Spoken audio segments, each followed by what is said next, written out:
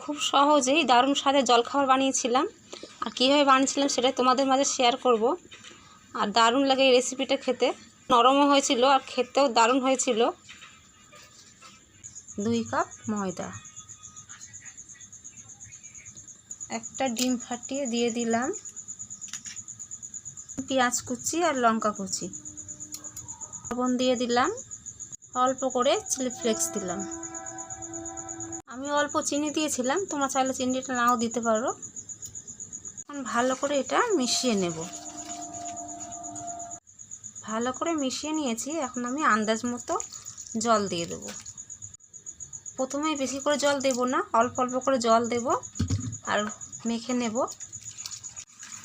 ব্যাটারটা আমার তৈরি হয়ে গেছে। এখন কিছুক্ষণ এটা আমি রেখে দেব। ব্যাটারটা কিছুক্ষণ রাখার পরে চাটুর মধ্যে তেল গরম করে এখন দিয়ে দিয়েছি। খুব সহজেই জলখাবারটা হয়ে যায়, একদম ঝামেলা ছাড়াই হয়ে যায়।